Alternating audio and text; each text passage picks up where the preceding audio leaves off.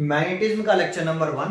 देखो ये जो मैग्नेटिज्म है ये प्योर थ्योरेटिकल है और एक कहानी जैसा है, मतलब हिस्ट्री है ना, एक्सपेरिमेंटल है पूरा के पूरा चैप्टर। किसी ने एक्सपेरिमेंट किया, रिसर्च करी और फिर बोल दिया कि ऐसा होता है, ठीक है। तो थोड़ा सा थ्योरेटिकल है, तो चलो स्टार्ट करते हैं। चैप्टर का नाम है मैग्नेटिज्म।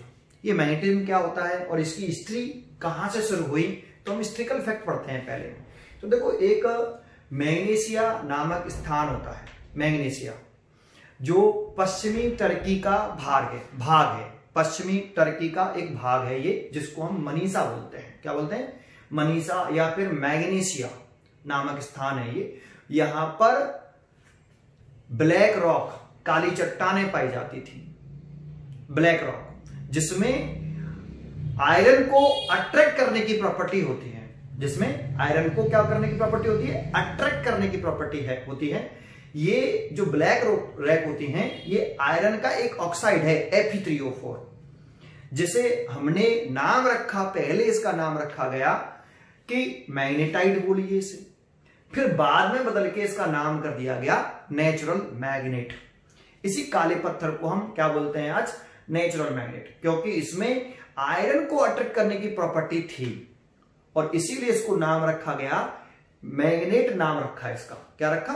मैग्नेट। लेकिन ये जो मैग्नेट होती है, जो काला पत्थर है आपका, ये इरेगुलर शेप का था और इसकी जो अट्रैक्टिंग पावर थी वो वीक थी, है ना। इसकी कोई पर्टिकुलर शेप नहीं होती, किसी भी शेप में मिल जाता है ये काला पत्थर हमें, और इरेगुलर शेप और वीक अट्रैक्टिंग पावर, जिसकी वजह से हम इसका यूज रेयरली करते हैं।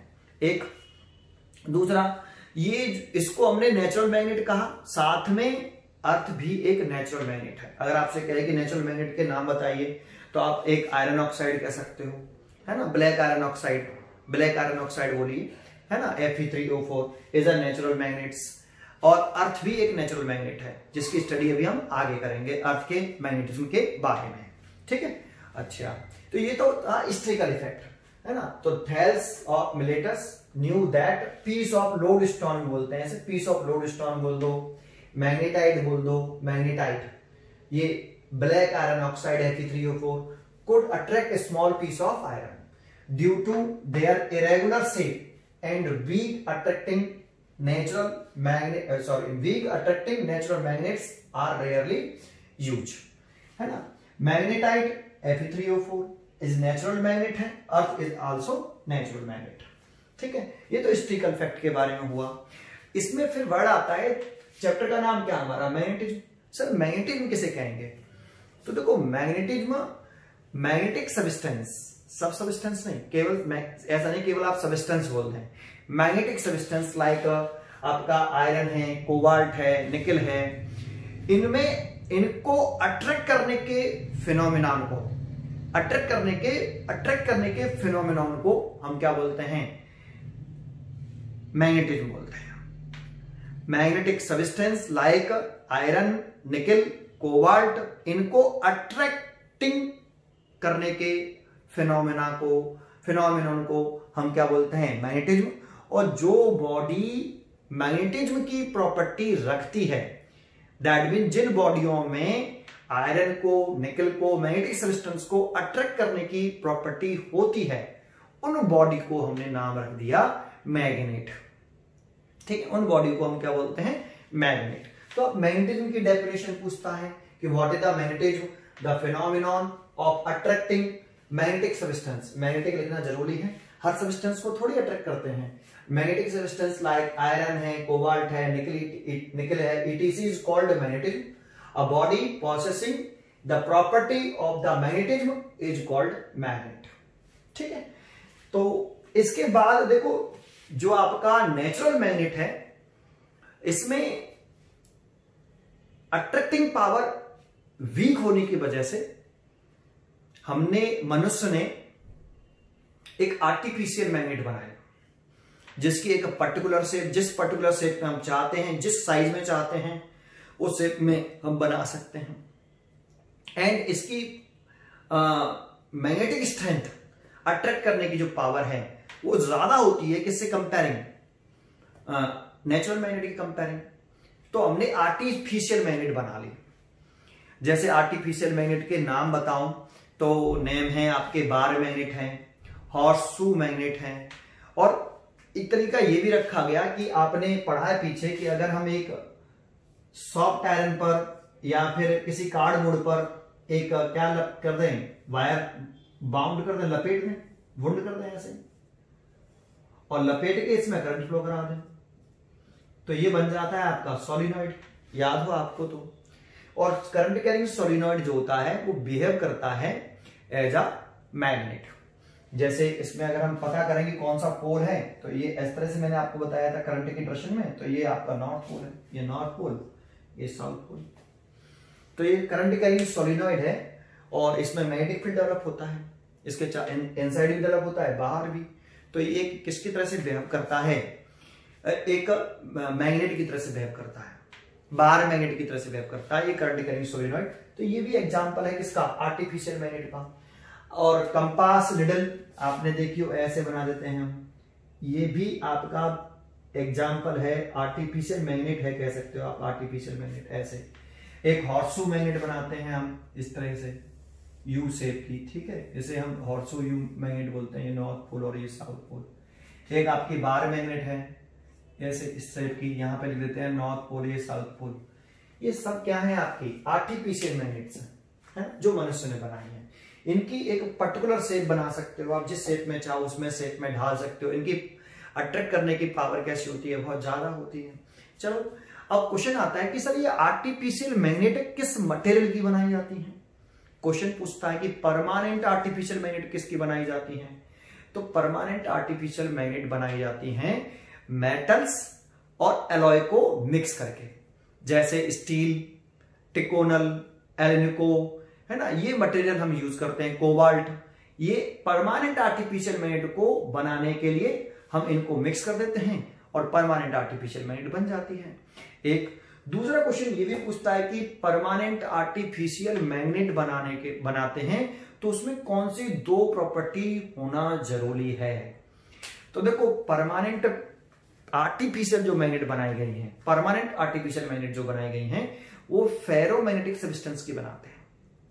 सर ये फेरोमैग्नेटिक सब्सटेंस क्या है, तो देखो अभी हम आगे पढ़ेंगे कि मैग्नेटिक मटेरियल को क्लासिफाइड किया गया, तीन पार्टों में डिवाइड किया गया। एक पैरामैग्नेटिक मटेरियल्स होता है, एक डाई मैग्नेटिक मटेरियल होता है और एक होता है फेरोमैग्नेटिक मटेरियल। ठीक है, तो ये आगे रीड करेंगे।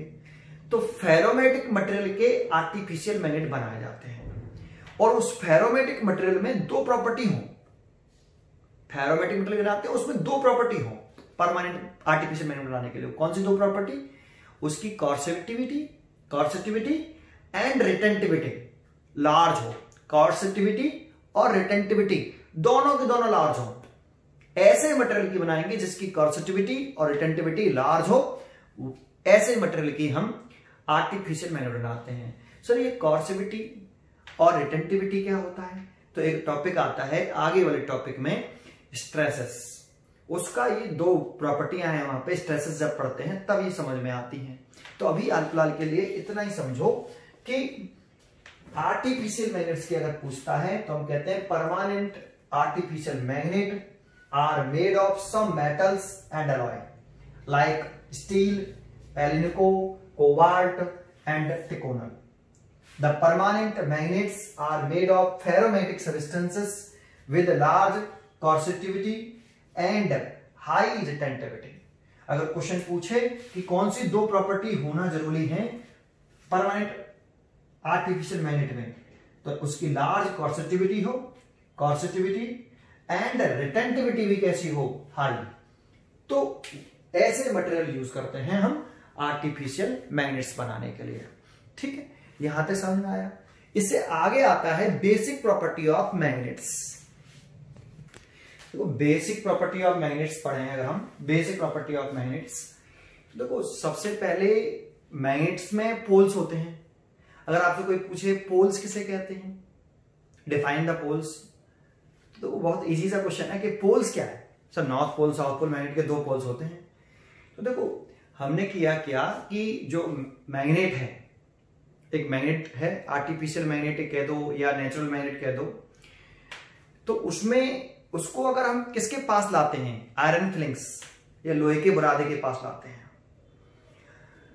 तो जिस प्लेसेस पर आपका जो आयरन का बुरादा है अधिक अट्रैक्ट होता है, जमा हो जाता है, उस प्लेस को, उस पॉइंट को हम क्या बोलते हैं, आपका उस प्लेस को हम क्या बोलते हैं, पोल्स। और जहां आपका अट्रैक्टिंग पावर कम है उस प्लेस को हम बोलते हैं न्यूट्रल रीजन।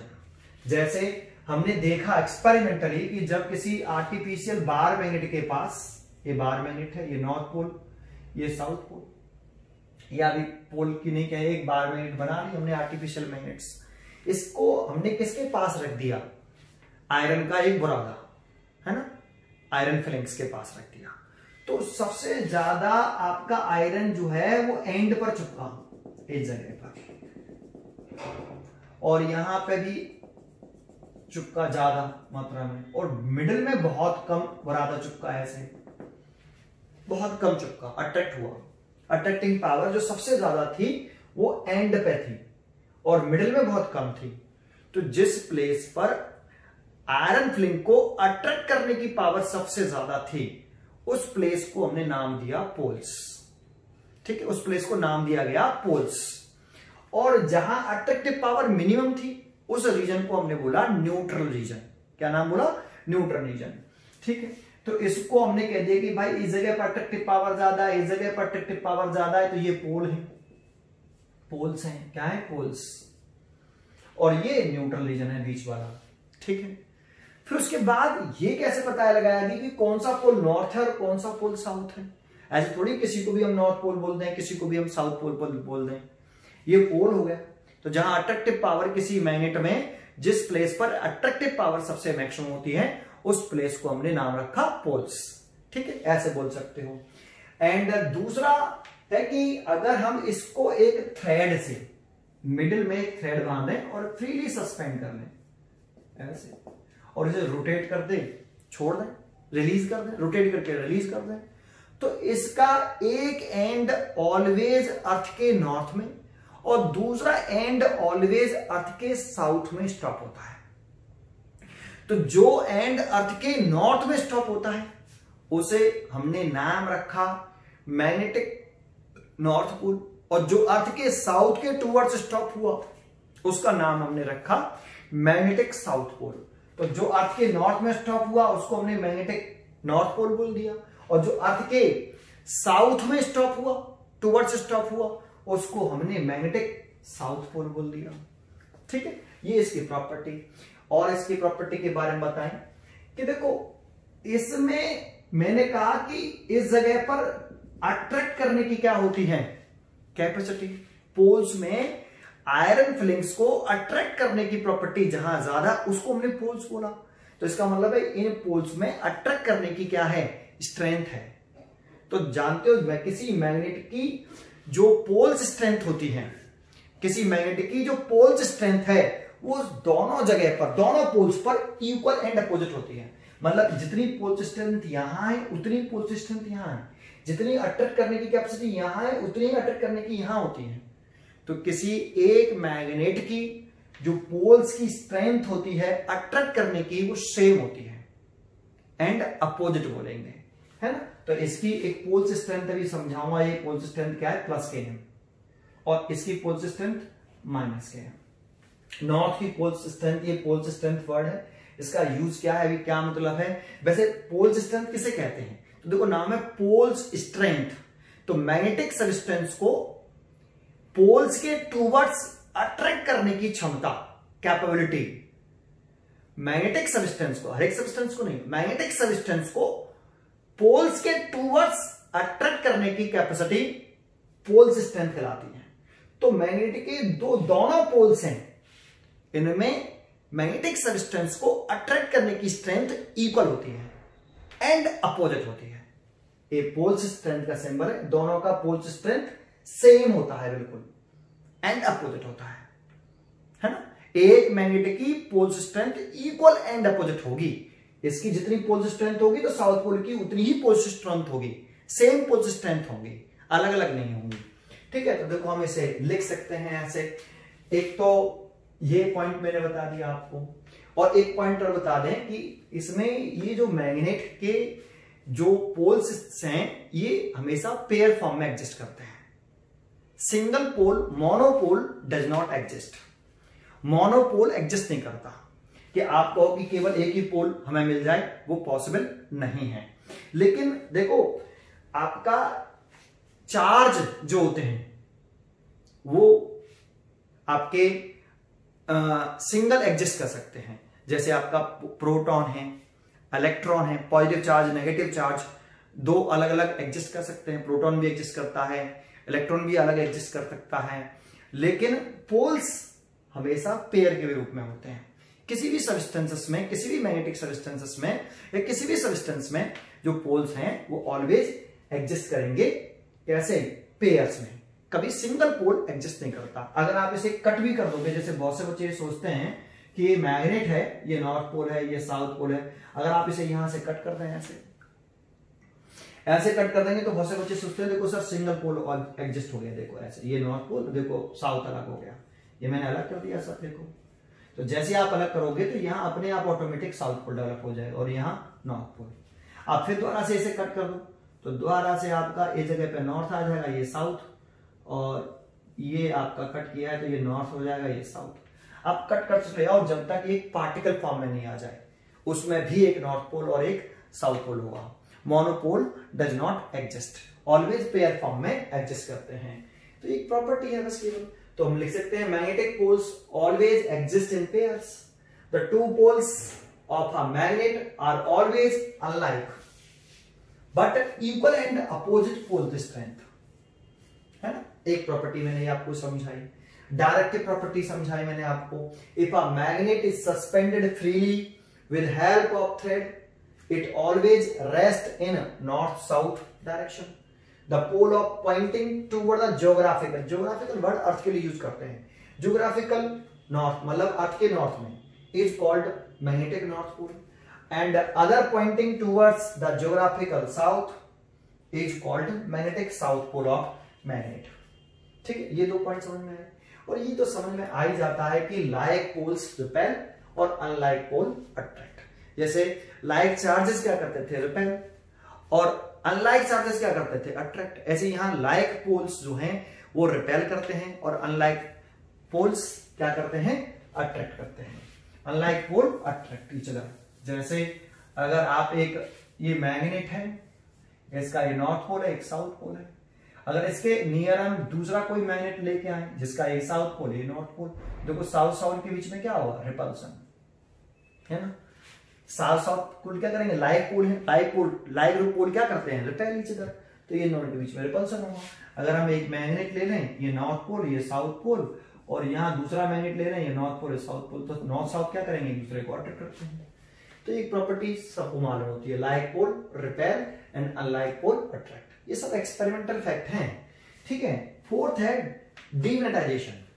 देखो इसे हम एक्सप्लेन भी कर सकते हैं लेकिन अभी नहीं, अभी आगे कर सकते हैं इसको, डीमैग्नेटाइजेशन को। अभी तो बस केवल सुन लो कि एक प्रॉपर्टी के रूप में कि डीमैग्नेटाइजेशन किसे कहते हैं।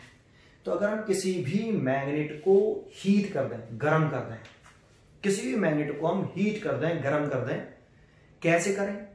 जैसे मर्जी हो। आप किसी मैग्नेट पर वायर लपेट के, किसी मैग्नेट ले लो और उस पर वायर लपेट के उसमें करंट फ्लो करा दो, ऐसे हीट कर दो, या फिर वैसे सिंपली हीट कर लो, तो उस मैग्नेट की अट्रैक्ट करने की जो पावर है, आयरन को अट्रैक्ट करने की जो पावर है, वो लॉस हो जाती है। और इस अट्रैक्ट करने की पावर लॉस होने की इस प्रॉपर्टी को हम क्या बोलते हैं? डीमैग्नेटाइजेशन। क्या बोलते हैं? डीमैग्नेटाइजेशन। तो आप लिख सकते हो डीमैग्नेटाइजेशन क्या है? A magnet gets demagnetized, that is losses its power of attraction if it is heated or AC pass through a wire wound over it. ठीक है, तो ये डीमैग्नेटाइजेशन कहलाता है। ये वाली बात समझ में आई यहां तक? ठीक है, आगे पढ़ते हैं। आगे टॉपिक है comparison of electricity and magnetism. ये सबको आता है आपको।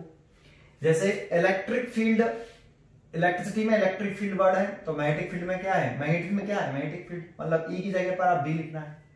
ये वाला इंपॉर्टेंट पॉइंट है। चार्ज की जगह पर आपको पोल्स स्ट्रेंथ लिखनी है। जहां पर भी चार्ज आएगा उस जगह पर आपको क्या लिखना है, पोल्स स्ट्रेंथ। ये पोल्स स्ट्रेंथ अभी क्या है, अभी डिफाइन करते हैं। इलेक्ट्रिक डाइपोल मोमेंट पढ़ा था, इलेक्ट्रिक डाइपोल का मोमेंट P, यहां मैग्नेटिक डाइपोल मोमेंट होता है, अभी इसको रीड करेंगे हम, ठीक है।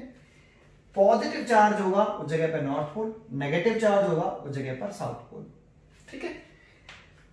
1/4πε0 की वैल्यू इतनी और μ0/4π की वैल्यू ये। एक कंपैरिजन थोड़ा सा मालूम होना चाहिए, खासकर ये वाला पॉइंट और ये वाला पॉइंट, ठीक है। ये तो अभी हम रीड करेंगे, magnetic dipole moment and magnetic dipole read करेंगे। तो इसमें वर्ड आ रहा है poles strength denoted by small N. अभी जैसे मैंने बताया कि किसी भी मैग्नेट की जो पोल्स स्ट्रेंथ क्या है, कि किसी भी पोल में मैग्नेटिक सब्सटेंस को अट्रैक्ट करने की स्ट्रेंथ क्या कहलाती है, उस पोल की पोल्स स्ट्रेंथ कहलाती है ना। और किसी भी मैग्नेट के दोनों पोल की पोल्स स्ट्रेंथ, किसी एक मैग्नेट के दोनों पोल की पोल्स स्ट्रेंथ हमेशा इक्वल एंड अपोजिट होती है, ठीक है। तो देखो हमने डेफिनेशन लिख दी है पोल्स स्ट्रेंथ की, the strength of a magnetic pole to attract magnetic material, ये जरूरी ध्यान रखना, मैग्नेटिक मटेरियल लिखना है ना, मटेरियल लिखना, towards itself. The strength of a magnetic pole to attract magnetic material towards itself known as poles strength, ठीक है। अच्छा एक बात बताओ कि जैसे मैंने कहा कि एक मैग्नेट है ये, तो इसका ये नॉर्थ पोल है और ये साउथ पोल है, तो इसकी नॉर्थ पोल की पोल्स स्ट्रेंथ कैसी होगी, प्लस की एन, और इसकी पोल्स स्ट्रेंथ माइनस एन। हमेशा जो एक मैग्नेट की, कोई भी एक मैग्नेट है, उसकी नॉर्थ पोल की पोल्स स्ट्रेंथ और साउथ पोल की पोल्स स्ट्रेंथ मैग्नीट्यूड में सेम और अपोजिट नेचर की होती है। ये प्लस का है, ये माइनस का है, लेकिन पोल्स स्ट्रेंथ होगी इक्वल, ठीक है। दैट मींस इसमें मैग्नेटिक मटेरियल को अट्रैक्ट करने की कैपेसिटी या स्ट्रेंथ और इस जगह पर मैग्नेटिक सब्सटेंस को अट्रैक्ट करने की स्ट्रेंथ इक्वल होती है, ठीक है। दूसरा पॉइंट है सर ये कहां से आ गया, m = F/v। तो आपने देखो ये पढ़ा है, F = QE, ये सबने पढ़ा होगा। इलेक्ट्रोस्टैटिक फोर्स, ये इलेक्ट्रोस्टैटिक फोर्स चार्ज पर, द इलेक्ट्रिक फील्ड में जब कोई चार्ज प्लेस होता है तो उस पर फोर्स लगता है, पढ़ा है कि नहीं।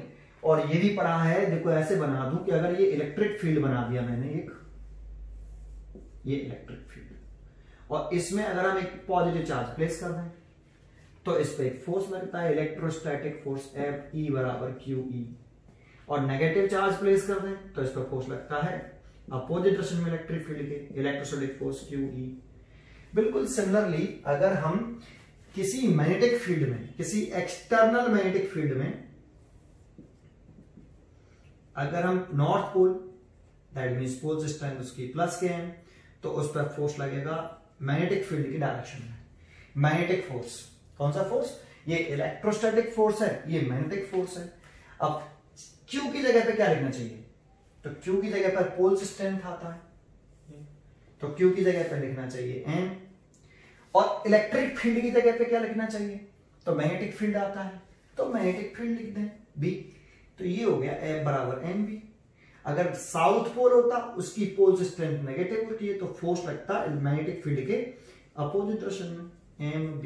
जैसे हम यहाँ पर चार्ज का साइन यूज नहीं करते हैं, वैसे यहाँ पर भी पोल्स स्ट्रेंथ का साइन यूज नहीं करते हैं, F = mv। यहां से अगर m निकालोगे, पोल्स स्ट्रेंथ के लिए निकालोगे, तो F/v। सर ये समझ में आया। अब इससे इसका क्या होगी कि पोल्स स्ट्रेंथ की यूनिट क्या होगी ऐसा सिस्टम में, वो मालूम पड़ जाएगी। तो फोर्स की यूनिट क्या होती है, न्यूटन, और मैग्नेटिक फील्ड की टेस्ला। तो मैग्नेटिक फील्ड की न्यूटन पर टेस्ला लिख सकते हो पोल्स स्ट्रेंथ की यूनिट। ये एक होती है एम्पीयर × मीटर। ये कैसे आ गई एम्पीयर × मीटर, तो उसको समझाता हूं। पहले यहां तक समझ में आया, ये उठा दूं, ठीक है।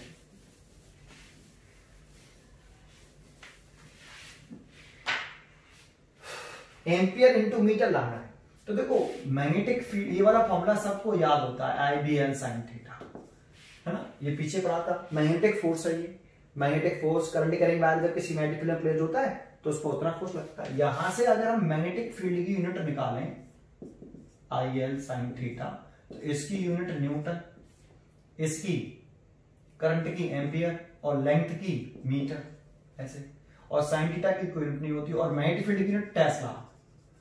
तो टेस्ला किसके बराबर है? न्यूटन पर एम्पियर इंटू मीटर। ये समझ में आया। अब हमें क्या चाहिए? इसकी न्यूटन, इसकी टेस्ला, एम की यूनिट चाहिए, तो फोर्स बटे मैग्नेटिक फील्ड।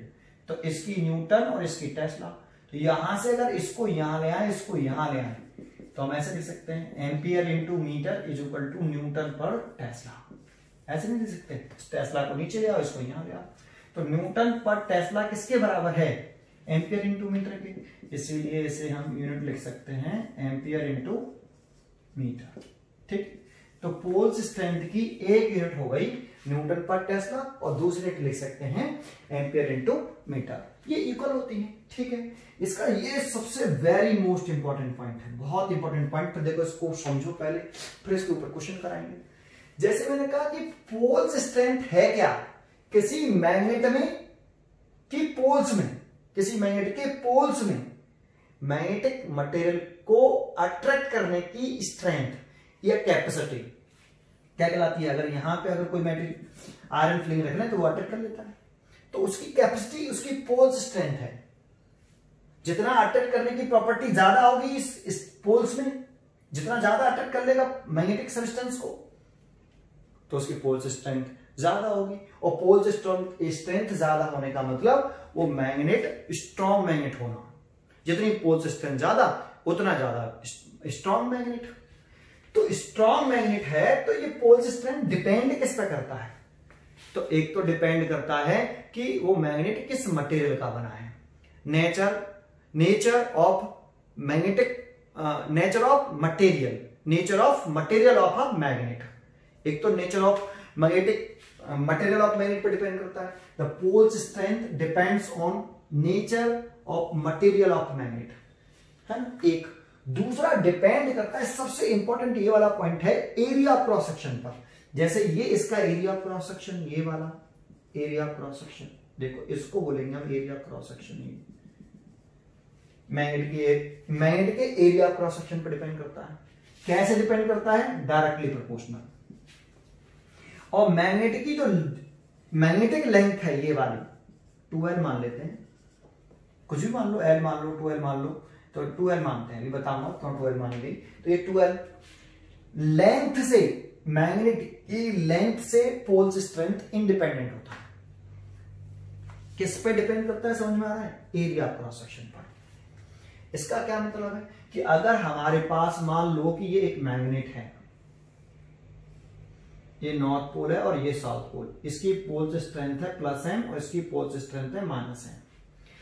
अगर हम इस मैग्नेट को ऐसे दो इक्वल पार्ट में कट कर दें, ऐसे कट कर दें इसको टू इक्वल पार्ट्स में, जैसे हम इसके 2 इक्वल पार्ट्स में कट करेंगे तो इसकी एरिया क्रॉस सेक्शन कैसा हो गया? इस पार्ट का और ये दूसरा पार्ट। तो कोई भी एक पार्ट ले लिया मैंने, जैसे ये कट कर दिया, तो कट करने के बाद किसी एक पार्ट को ले लिया, ये वाला पार्ट ले लिया, तो ये नॉर्थ पोल और ये साउथ पोल। तो इसकी पोल्स स्ट्रेंथ पर क्या इफेक्ट पड़ा? तो देखो, अगर ऐसे कट कर देंगे तो इसका area of cross section 2 equal part में कट किया है, 2 इक्वल पार्ट में ऐसे कट कर दिया, लेंथ के अलोंग, है ना, लेंथ के अलोंग कट कर दिया। इसे लॉन्गिट्यूडनली कट करना बोलते हैं। क्या बोलते हैं? लॉन्गिट्यूडनली कट करो, तो इसका मतलब ऐसे 2 इक्वल पार्ट में लॉन्गिट्यूडनली कट करो तो ऐसे कट करेंगे। ठीक है। तो इसकी एरिया क्रॉस सेक्शन हाफ हो गया, इसका एरिया क्रॉस सेक्शन ए, इसका एरिया क्रॉस सेक्शन हाफ हो गया, आधा हो गया। और एरिया क्रॉस सेक्शन के साथ पोल्स स्ट्रेंथ कैसा होता है? Direct relation. Area cross section आधा तो पोल्स स्ट्रेंथ भी आधी, तो इसीलिए इसकी पोल्स स्ट्रेंथ हो जाएगी +km/2 और इसकी हो जाएगी -km/2। लेकिन अगर हम मैग्नेट को ऐसे कट ना करके, अगर हमारे पास ये मैग्नेट है जिसकी पोल्स, ये नॉर्थ ये साउथ, इसकी पोल्स स्ट्रेंथ +m, इसकी पोल्स स्ट्रेंथ -m, लेंथ के परपेंडिकुलर कट करें इसको, ये लेंथ है, ऐसे कट कर दें ऐसे, इसे बोलते हैं ट्रांसवर्सली कट करना, ट्रांसवर्स कट करना। इक्वली पार्ट में, 2 इक्वल पार्ट में कट कर रहे हैं, लेंथ को 2 इक्वल पार्ट में ट्रांसवर्सली कट कर दें, मतलब लेंथ की परपेंडिकुलर कट कर दें। तो ऐसे कट कर देंगे तो इसका एक पार्ट ले लेते हैं, जैसे मैंने ये वाला पार्ट ले लिया, तो लेंथ इसकी आधी हो गई भाई, 2l लेंथ थी, ट्रांसवर्सली 2 इक्वल पार्ट में कट कर दिया, लेंथ आधी हो गई। But area cross section change हुआ, इसका एरिया क्रॉस सेक्शन, ये वाला एरिया क्रॉस सेक्शन और इसका एरिया क्रॉस सेक्शन सेम होगा क्या चेंज हो जाएगा? तो सेम रहेगा। तो एरिया क्रॉस सेक्शन चेंज नहीं हुआ, तो poles strength area cross section पर ही डिपेंड करती है। मटेरियल तो दोनों का सेम है, इंडिपेंडेंट रहती है किससे? लेंथ से। पोल्स स्ट्रेंथ इंडिपेंडेंट है किससे? लेंथ से। तो लेंथ से इंडिपेंडेंट है और एरिया क्रॉस सेक्शन पर डिपेंड कर रही है, तो एरिया क्रॉस सेक्शन चेंज नहीं हुआ, तो पोल्स स्ट्रेंथ भी चेंज नहीं हुई। ये नॉर्थ पोल, ये साउथ पोल, तो ये प्लस का m और ये माइनस का m। पोल्स स्ट्रेंथ में कोई चेंज नहीं आएगा। वेरी मोस्ट इंपॉर्टेंट प्रॉपर्टी, ठीक है। ये वाली बात समझ में आई आपको? ठीक है, यहां तक क्लियर हुआ पोल्स स्ट्रेंथ के बारे में। नेक्स्ट टॉपिक देखते हैं। अगला टॉपिक है इसमें मैग्नेटिक लेंथ। तो देखो मैग्नेट की 2 लेंथ होती हैं, एक तो होती है ज्योग्राफिकल लेंथ और एक होती है मैग्नेटिक लेंथ। जैसे हम मैग्नेट बनाते हैं ऐसे, ये मैग्नेट, तो इसके जो पोल्स होते हैं वो जस्ट एंड पे नहीं होते, एंड से थोड़े से अंदर होते हैं। जैसे ये नॉर्थ पोल बना दिया और ये एंड है, इससे थोड़ा सा अंदर बना दे साउथ पोल, जस्ट एंड पे नहीं होते नॉर्थ पोल साउथ पोल। तो मैग्नेट के नॉर्थ पोल और साउथ पोल के बीच की जो डिस्टेंस है, नॉर्थ पोल और साउथ पोल के बीच की जो डिस्टेंस है 2l, इसको बोलते हैं शॉर्टेस्ट डिस्टेंस। मैग्नेट के नॉर्थ पोल और साउथ पोल के बीच की शॉर्टेस्ट डिस्टेंस को मैग्नेटिक लेंथ बोलते हैं। क्या बोलते हैं? मैग्नेटिक लेंथ, या इसे इफेक्टिव लेंथ ऑफ मैग्नेट भी बोलते हैं, इफेक्टिव लेंथ ऑफ मैग्नेट। एक तो ये है और एक होती है ज्योग्राफिकल लेंथ। तो मैग्नेट की जो एक्चुअल लेंथ है, टोटल लेंथ है मैग्नेट की, यहां से तो टोटल लेंथ है मैग्नेट की, और ये तो मैग्नेट की जो टोटल लेंथ है ये मैग्नेट की टोटल लेंथ हो गई, ऐसे एक्चुअल लेंथ बोल सकते हो।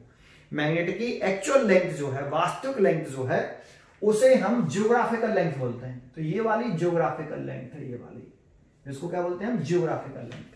तो आपको क्या लगता है, ज्योग्राफिकल लेंथ ज्यादा है या मैग्नेटिक लेंथ ज्यादा है? तो ज्योग्राफिकल लेंथ स्लाइटली ग्रेटर होती है किससे? ज्योग्राफिकल लेंथ स्लाइटली ग्रेटर होती है मैग्नेटिक लेंथ से, स्लाइटली ग्रेटर। कितनी ग्रेटर होती है? तो देखो इनका जो रेशियो होता है मैग्नेटिक लेंथ का, मैग्नेटिक लेंथ छोटी है ना, तो magnetic length is equal to 6/7 multiplied by geographical length, है ना। मैग्नेटिक लेंथ 6/7 टाइम्स होता है किसका? ज्योग्राफिकल लेंथ का। तो ये हमने डिटेक्ट कर रखा है ऐसे, the distance between the 2 poles of a magnet, poles is called magnetic length of magnet. It is slightly less than, तो देखो मैग्नेटिक लेंथ छोटी है ना, देखो यहां तक है ये, तो ये मैग्नेटिक लेंथ छोटी है, स्लाइटली किससे कम है? एक्चुअल लेंथ से, ज्योग्राफिकल लेंथ से। It is slightly less then the geographical length of magnet.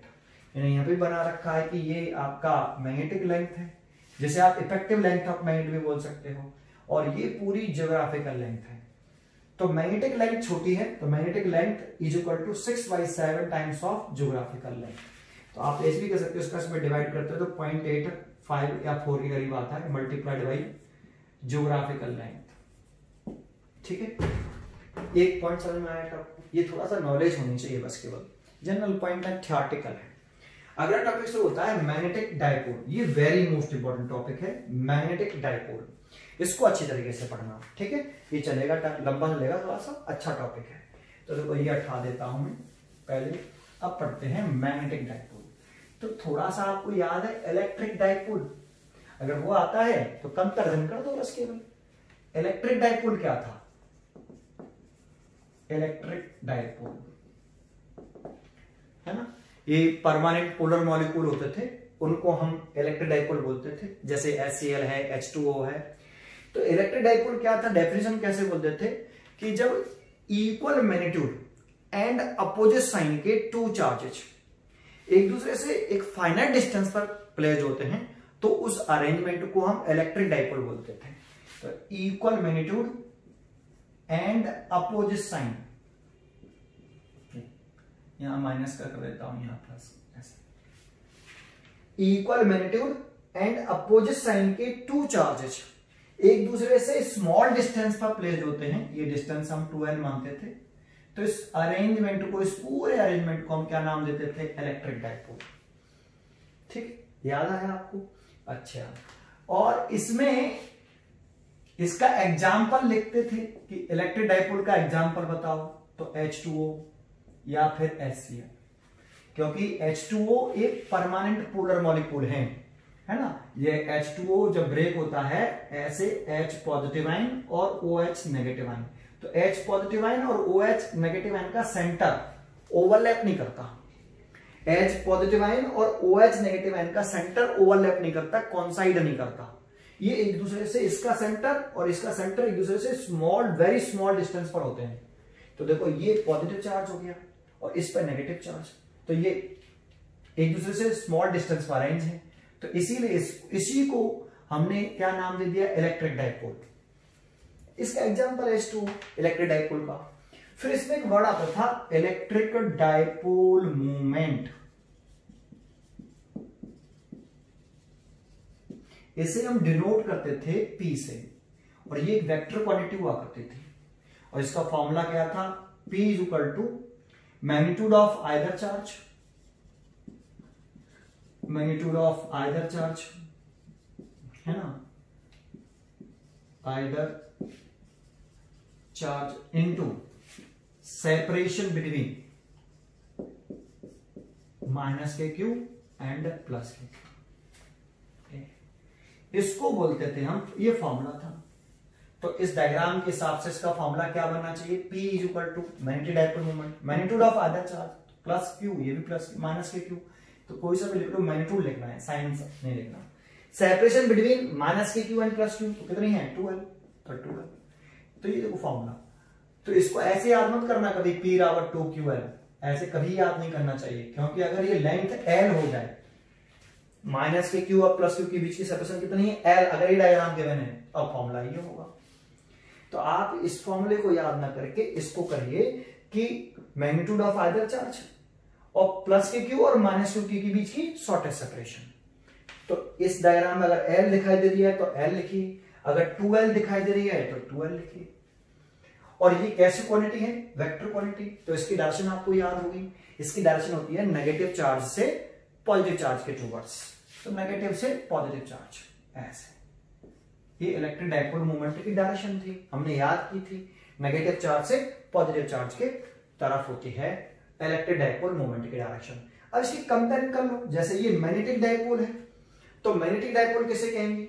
तो देखो इसमें दो इक्वल चार्जेस होते हैं। तो मैंने अभी बताया था कि चार्जेस की जगह पे क्या लिखते हैं हम? Poles strength.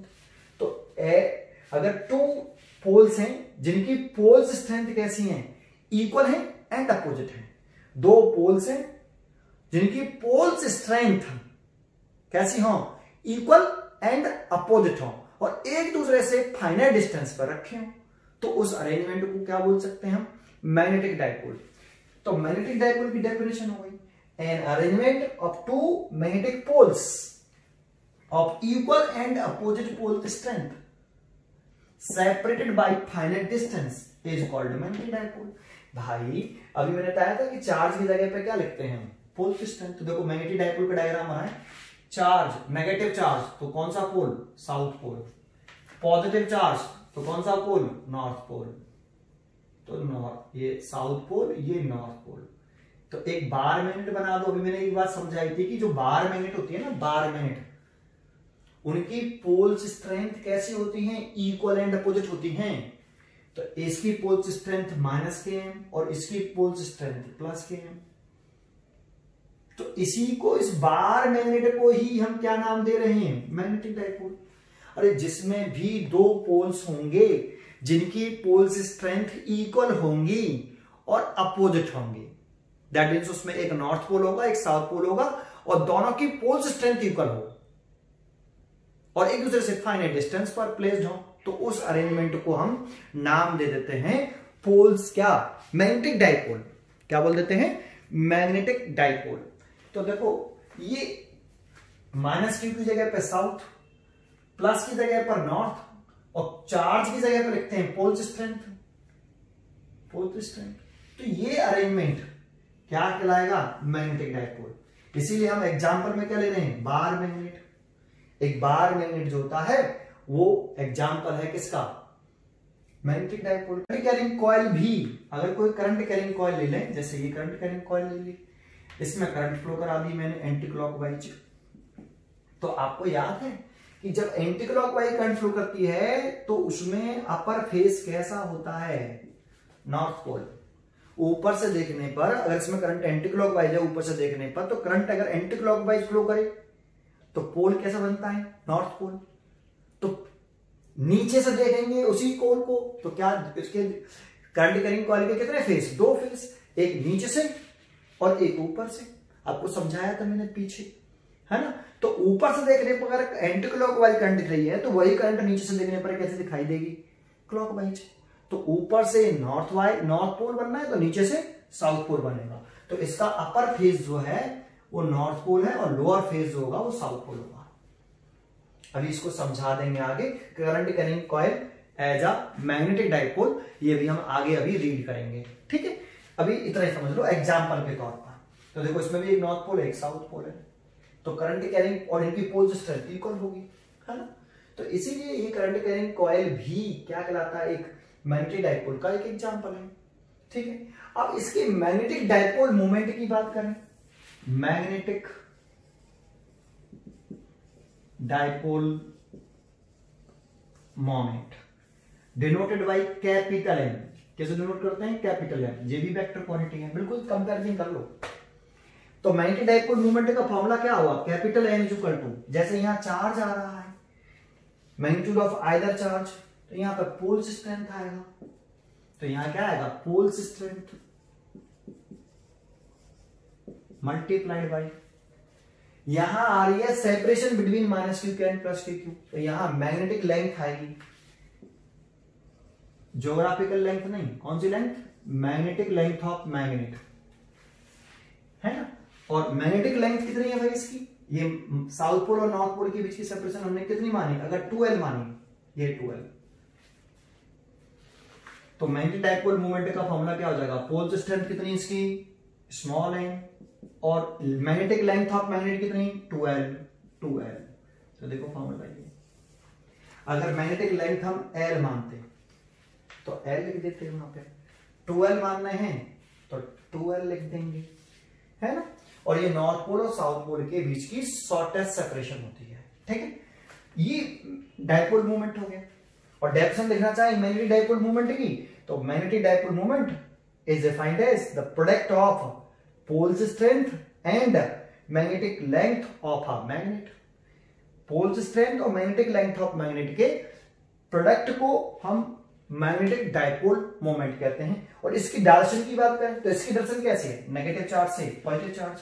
तो नेगेटिव चार्ज मतलब साउथ पोल से नॉर्थ पोल, तो इसकी डायरेक्शन होगी south pole to north pole, south pole से नॉर्थ पोल। इंपॉर्टेंट है डायरेक्शन, ठीक है, कि मैग्नेटिक डाइपोल मोमेंट की डायरेक्शन साउथ पोल से नॉर्थ पोल की तरफ होती है।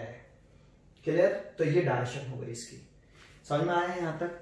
अब चलो इसकी यूनिट के बारे में बात कर लेते हैं कि यूनिट क्या होगी मैग्नेटिक डाइपोल मोमेंट की। थोड़ा सा और पढ़ लेते हैं मैग्नेटिक डाइपोल को, है ना। तो अगला टॉपिक है यूनिट ऑफ मैग्नेटिक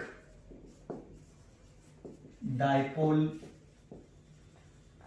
मोमेंट, ऐसा यूनिट पढ़ लेते हैं। तो देखो अभी मैंने थोड़ी देर पहले इसकी यूनिट बताई थी, न्यूटन पर टेस्ला, है ना। और लेंथ की यूनिट क्या होती है? मीटर। तो देखो एक यूनिट तो ये हो गई, और इसको देखो न्यूटन इंटू मीटर को लिख सकते हैं हम joule, joule per tesla. Sir newton metre को जूल क्यों लिख दिया? तो वर्क डन याद है, एफ एस कॉस थीटा। तो इसकी यूनिट वर्क की जूल, फोर्स की न्यूटन और डिस्प्लेसमेंट की कितनी, मीटर। तो न्यूटन मीटर किसके बराबर, जूल के। तो इसलिए जूल पर टेस्ला। तो मैग्नेटिक डाइपोल मोमेंट की एक यूनिट तो वही जूल पर टेस्ला। और क्या लिख सकते हैं सर, तो मैग्नेटिक डाइपोल मोमेंट की आपको याद है, अभी मैंने प्रूव करके दिखाया था कि इसकी जो यूनिट आ रही थी पोल्स स्ट्रेंथ की, वो आ रही थी ampere into metre. A for ampere, तो एम्पियर इंटू मीटर ऐसे लिख देता हूं, ampere into metre, small M थी और इसकी क्या, मीटर। तो इंटू मीटर तो स्क्वायर कर दें, तो ampere metre square as a short form में लिखें तो एम्पियर मीटर स्क्वायर। तो इसकी ऐसा सिस्टम में यूनिट हम जूल पर टेस्ला लिख सकते हैं या फिर एम्पियर इंटू मीटर स्क्वायर लिख सकते हैं। ठीक है, ये इसकी ऐसा यूनिट हो गई। ठीक है, अब देखो इसमें बहुत ही अच्छा क्वेश्चन आता है एक, क्या, जरा समझना अच्छी तरीके से कि एक हमारे पास ये मैग्नेट है, ये रहा, ये साउथ पोल है, ये नॉर्थ पोल है, इसकी पोल्स स्ट्रेंथ है प्लस के एम, और इसकी साउथ पोल की पोल्स स्ट्रेंथ माइनस के एम, और इसकी पोल्स स्ट्रेंथ एक प्लस है।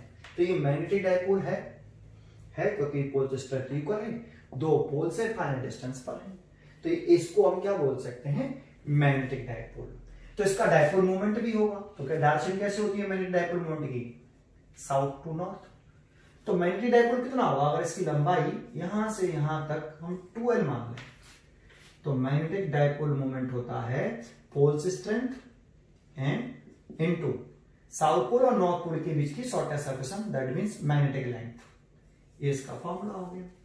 अब मैं क्या बता रहा हूं कि अगर हम इस मैग्नेट को कट कर दें 2 इक्वल पार्ट्स में लेंथ के allow, that means longitudinally cut कर दें, अगर इसे लॉन्गिट्यूडनली कट करें 2 इक्वल पार्ट्स में, तो लॉन्गिट्यूडनली कट करने का मतलब इस मैग्नेट को हम ऐसे कट कर दें 2 इक्वल पार्ट में ऐसे। तो इसका एक पार्ट ले लें कोई सा भी, जैसे मैंने एक पार्ट ले लिया कट करने के बाद, तो अगर ऐसे कट करेंगे तो क्या उस मैग्नेट की लेंथ, जो उसका एक पार्ट है उसकी लेंथ में कोई चेंज आएगा, नहीं। तो ये साउथ पोल, ये नॉर्थ पोल, तो लेंथ तो 2L ही रहेगी ऐसे। इसका एक पार्ट ले लिया, लेंथ में कोई चेंज नहीं आएगा। तो कह रहा है कि इसकी न्यू पोल्स स्ट्रेंथ क्या होंगी एंड मैग्नेटिक डाइपोल मोमेंट कितना होगा नई मैग्नेट का कट करने के बाद। तो थोड़ा सोचिए। ठीक है, अब मैं बताता हूं, आपने सोचा इसको, ठीक है। तो जरा बताओ, सबसे पहले देखो पोल्स स्ट्रेंथ विचार कर लें, क्योंकि पोल्स स्ट्रेंथ पर कैपिटल एम डिपेंड करता है। तो डाइपोल मोमेंट के बारे में पूछा है और पोल्स स्ट्रेंथ पर क्या इफेक्ट पड़ेगा अगर हम लॉन्गिट्यूडनली मैग्नेट को 2 इक्वल पार्ट में कट कर दें, तो इसका एक पार्ट ले लिया है हमने। ठीक है, तो पोल्स स्ट्रेंथ के बारे में मैंने आपको पीछे बताया अभी थोड़ी देर पहले कि poles strength area of cross section पर डिपेंड करती है एंड नेचर ऑफ मटेरियल। तो देखो कट करने से इसका मटेरियल और इसका मटेरियल तो चेंज नहीं हो रहा, कट करने से area of cross section change हो रहा है। इसका एरिया ऑफ क्रॉस सेक्शन ये ए, और इक्वल पार्ट में कट करेंगे तो इसका एरिया ऑफ क्रॉस सेक्शन जो रह गया ये वाला, वो A/2 रह गया। और एरिया ऑफ क्रॉस सेक्शन के साथ कैसा रिलेशन है पोल्स स्ट्रेंथ का, direct relation. And the poles strength जो होती है वो इंडिपेंडेंट होती है, कैसे, लेंथ से, लेंथ से इंडिपेंडेंट थी पोल्स स्ट्रेंथ। तो देखो लेंथ पर भी तो वैसे भी कोई इफेक्ट नहीं पड़ा है, लेकिन area of cross section half हो गया है, इसीलिए पोल्स स्ट्रेंथ भी कैसे हो जाएगी, हाफ। तो ये माइनस के m/2 और ये प्लस के m/2। तो देखो क्वेश्चन पूछ रहा था कि पोल्स स्ट्रेंथ पे क्या इफेक्ट पड़ेगा जब हम इसे लॉन्गिट्यूडनली 2 इक्वल पार्ट्स में कट कर देंगे, तो पोल्स स्ट्रेंथ तो आधी रह जाएगी। एक दूसरा क्वेश्चन पूछ रहा है कि मैग्नेटिक डाइपोल मोमेंट पर क्या इफेक्ट पड़ेगा, तो new magnetic dipole moment m', तो क्या लिखते हैं, पोल्स स्ट्रेंथ। तो इसकी पोल्स स्ट्रेंथ अब कितनी है, m/2, तो m/2 भाई पोल्स स्ट्रेंथ, तो पोल्स स्ट्रेंथ कितनी है, m/2 एंड मैग्नेटिक लेंथ कितनी है, 2L। तो देखो आपका इनिशियल मैग्नेटिक डाइपोल मोमेंट कितना था ओरिजिनल कट करने से पहले, m/2L। तो आप इस m/2L की जगह पर ओरिजिनल डाइपोल मोमेंट लिख सकते हो डिवाइडेड बाय 2। तो देखो मैग्नेटिक डाइपोल मोमेंट कट करने पर कैसा रह गया, हाफ रह गया। ठीक है, तो एक पार्ट हो गया। ऐसे ही अगर हम इसमें और आगे जाएं, तो अगर क्वेश्चन कहता कि इस मैग्नेट को हम ट्रांसवर्सली कट करें, दैट मीन्स लेंथ के परपेंडिकुलर टू इक्वल पार्ट में कट करें। अगर ऐसे कहता, ये फर्स्ट हो गया, सेकंड, जैसे हमारे पास ये मैग्नेट है, ये वाला बना लेते हैं, ये साउथ है, ये नॉर्थ है, इसकी पोल्स स्ट्रेंथ -Km और ये +Km और इनके बीच की सेपरेशन 2L, और इसको ट्रांसवर्सली कट कर दें लेंथ के परपेंडिकुलरली टू इक्वल पार्ट्स में ऐसे। तो इसका एक पार्ट ले लें हम, तो इस पर क्या इफेक्ट पड़ेगा कट करने से ये पूछ रहा है। जैसे एक पार्ट ले लिया, तो ये साउथ पोल और ये नॉर्थ पोल। देखो लेंथ कैसे हो जाएगी, आधी, तो लेंथ तो आधी हो गई। क्या पोल्स स्ट्रेंथ पर कोई इफेक्ट पड़ेगा? तो क्यों, मटेरियल तो चेंज नहीं हुआ, सेम मटेरियल है। तो poles strength area cross section पर डिपेंड करती है। तो क्या एरिया क्रॉस सेक्शन चेंज हुआ? नहीं हुआ। तो पोल्स स्ट्रेंथ पे तो कोई इफेक्ट नहीं पड़ेगा भाई, क्योंकि पोल्स स्ट्रेंथ लेंथ से क्या होती है, इंडिपेंडेंट। तो लेंथ कम हो गई है, लेकिन पोल्स स्ट्रेंथ लेंथ पर डिपेंड ही नहीं करती, एरिया क्रॉस सेक्शन पर करती है, जिसमें कोई चेंज नहीं आया। नेचर ऑफ मटेरियल पर करती है, उसमें भी कोई चेंज नहीं आया। जिस मटेरियल का ये बना है उसी मटेरियल का ये बना है, सेम मटेरियल, ठीक है। तो पोल्स स्ट्रेंथ पर कोई इफेक्ट नहीं पड़ा। बट डाइपोल मूवमेंट, इसका न्यू डाइपोल मूवमेंट कट करने के बाद तो क्या लिखते हैं, पोल्स स्ट्रेंथ। तो पोल्स स्ट्रेंथ तो स्मॉल है और लेंथ कितनी, L। South pole magnetic length लिखते हैं, दैट मींस साउथ पोल और नॉर्थ पोल के बीच की शॉर्टेस्ट सेपरेशन कितनी है, स्मॉल L। तो स्मॉल L, लेकिन यहां पे तो कितना था, 2L। तो हम एक काम करते हैं, m का 2 का ऊपर नीचे मल्टीप्लाई कर लेते हैं अपनी तरफ से, और इसकी जगह पर हम लिख सकते हैं कितना, डाइपोल मूवमेंट इनिशियल वाला। तो कट करने से पहले m/2, तो नया डाइपोल मूवमेंट कितना आया इस मैग्नेट का, m डैश बराबर m/2। देखो डाइपोल मूवमेंट तो हाफ हो गया, बट पोल्स स्ट्रेंथ पर कोई इफेक्ट नहीं पड़ा। समझ में आया आपको? तो इस तरह से क्वेश्चन पूछता है तो आप कर सकते हैं, ठीक है। आगे बढ़ते हैं। एक क्वेश्चन लिख लिया, एक bar magnet of length L has a magnetic dipole movement, बोलो मैग्नेटिक मोमेंट बोल देते, तो सिंपल फॉर्म में मैग्नेटिक मोमेंट बोल देते हैं, मैग्नेटिक डाइपोल मोमेंट को बोलते हैं, कैपिटल M है। तो एक बार मैग्नेट बना लेते हैं, देखो जो क्वेश्चन में कह रहा है वो करते हैं। एक बार मैग्नेट बना दी, इसकी लेंथ बताई है उसने L, तो 2L नहीं बताई, L बताई है ना, तो L ही लिखेंगे, है ना। और डाइपोल मूवमेंट जो कैपिटल M से साउथ से नॉर्थ होता है, कैपिटल M, ये डाइपोल मूवमेंट कैपिटल M दे रखा है। पोल्स स्ट्रेंथ के बारे में कोई जानकारी नहीं, तो लेट कर लेते हैं कि स्मॉल m क्या है, poles strength of a magnet. तो इसकी पोल्स स्ट्रेंथ -m और इसकी पोल्स स्ट्रेंथ +m, क्योंकि एक मैग्नेट की पोल्स स्ट्रेंथ हमेशा इक्वल एंड अपोजिट होती है ना। तो पोल्स स्ट्रेंथ ऑफ मैग्नेट, तो इसका डाइपोल मोमेंट कितना हो जाएगा भाई, कैपिटल M इक्वल टू क्या होता है formula, pole strength multiply magnetic length of magnet, है ना। मैग्नेटिक लेंथ होती है, एक्चुअल लेंथ नहीं होती, ज्योग्राफिकल लेंथ नहीं होती। तो ये एक्चुअल लेंथ, और ये मैग्नेटिक लेंथ साउथ पोल और नॉर्थ पोल के बीच की शॉर्टेस्ट सेपरेशन। तो पोल्स स्ट्रेंथ तो स्मॉल m और magnetic length cap small l दे रखी, लेट गिवन है आपको। ये डाइपोल मोमेंट आ गया फर्स्ट, ये केस नंबर 1 हो गया। अब केस सेकंड में क्या कह रहा है उसको देखें। कह रहा है कि if a bent in the form of semi circle arc, अगर इस बार मैग्नेट को हम बेंट कर दें एक सेमी सर्कल आर्क में, तो इस सेमी सर्कल आर्क में मैंने देखो इसको मैंने बेंट कर दिया ऐसे इस बार मैग्नेट को, तो ये साउथ पोल और ये नॉर्थ पोल। अब इसकी रेडियस मैंने लेट कर ली, गिवन नहीं है, कैपिटल आर इसकी रेडियस हो गई, ये सेंटर हो गया, तो ये डिस्टेंस टोटल डिस्टेंस यहां से यहां तक ये 2r हो जाएगी। तो बताओ इसमें पहले बताओ इसमें मैग्नेटिक लेंथ कितनी है, तो इसकी जो मैग्नेटिक लेंथ है ऑफ मैग्नेट वो है 2r। मैंने बताया कि मैग्नेटिक लेंथ क्या होती है, जो आपके मैग्नेट के नॉर्थ पोल साउथ पोल है इनके बीच की शॉर्टेस्ट सेपरेशन, तो यही तो हो गई शॉर्टेस्ट सेपरेशन। ये जो लंबाई है ये वाली, ये इसकी ज्योमेट्रिकल लेंथ है। एक्चुअल लेंथ कितनी होगी इसकी? अगर इसकी एक्चुअल लेंथ कहें, एक्चुअल लेंथ, तो वो होगी पाई आर।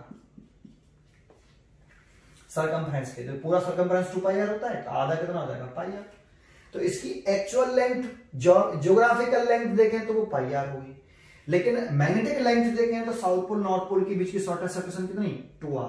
तो ये magnetic length of magnet 2r है ना। और डायपोल मोमेंट पूछ रहा है आपसे इसका नया, तो देखो बेंड की तो किया है, बेंड किया है, केवल बेंड किया है, तो इसका area of cross section change नहीं होगा भाई। इसका क्या नहीं चेंज होगा? बेंड करने से area of cross section change नहीं हुआ है, ठीक है। आप थोड़ा सा इसको ऐसे बनाइए, ये साउथ पोल और ये नॉर्थ पोल, और इसको आपने इसकी आर कहा, तो ये हो गई यहां से यहां तक 2r, है ना, ऐसे। तो area of cross section change नहीं हुआ तो पोल स्ट्रेंथ भी चेंज नहीं होगी, तो इसकी माइनस है, इसकी प्लस है। तो new dipole moment, new dipole, magnetic dipole, magnetic moment, magnetic moment बोल दो, मैग्नेटिक डायपोल मोमेंट बोल दो, मैग्नेटिक मोमेंट बोल देते हैं सीधा सीधा, M dash. What is the new magnetic moment? तो एम डैश। तो क्या हुआ? पोल्स स्ट्रेंथ, तो पोल्स स्ट्रेंथ तो स्मॉल एम, अभी भी कोई चेंज नहीं है, into magnetic length of magnet बदल गई, कितनी हो गई? 2r। देखो ऐसे। लेकिन प्रॉब्लम ये है, ना तो हमें क्वेश्चन में स्मॉल एम दे रखा है और ना आपका ये आर दे रखा है, तो आंसर जो टर्म गिवन है, टर्म क्या गिवन है? एल और कैपिटल एल, इसी के टर्म में आंसर होना चाहिए। तो एक बार बताओ, इसकी जो लेंथ है एल, वो पाई आर के बराबर। भाई इसको अगर बेंड करेंगे तो एल किसके बराबर? अप्रोक्सीमेट पाई आर के बराबर। और एल बराबर पाई आर, तो यहां से आर निकालें तो एल ओवर पाई, है ना। आर की वैल्यू कितनी? एल ओवर पाई।